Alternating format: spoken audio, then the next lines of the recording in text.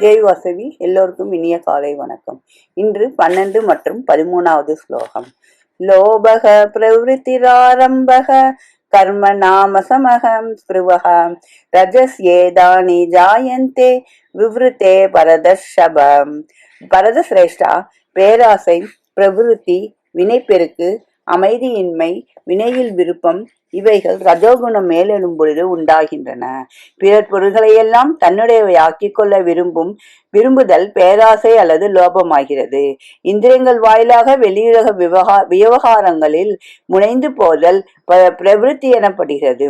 அப்படி செல்வதால் புதிய புதிய கர்மங்களை துவக்குவதில் ஊக்கம் உண்டாகிறது. அங்கனம் துவக்கிய கர்மங்களில் வெற்றி அடையும் பொழுது மகிழவும், தோல்வி அடையும்போது மனசோர்வும் உண்டாகி அமைதியின்மையே வருவித்து விடுகிறது.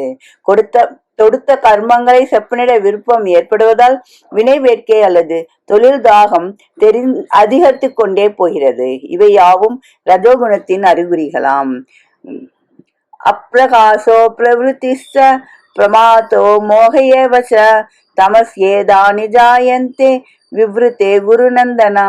குருவம்சத்து வீரா, விவேகமின்மை, முயற்சியின்மை, தவறுதல், மதிமயக்கம் ஆகிய இவைகளே தமோ குணத்தை தலையெடுப்பால் விளைகின்றன.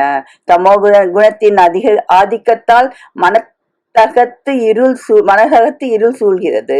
அதனால் விவேகம் மறைந்து பட்டு போகிறது. ஒரு செயலையும் செய்யாது சோம்பி திரியும் தன்மை தலையெடுக்கிறது. அஜாக்கிரதையே வடிவத்தவனாக மனிதன் மாறி அமைகிறபடியால் அவன் தவறுகள் செய்ததற்கு இடம் ஏற்படுகிறது. மதிமயக்கம் அல்லது திரிவுபட அறிவும் அதன் பயனாக வருகிறது.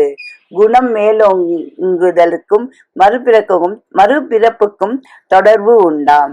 அதற்கு விடை நாளை பார்ப்போம். நன்றி, வணக்கம். இப்படிக்கு லதா ஸ்வரூபம் விருதாச்சலம்.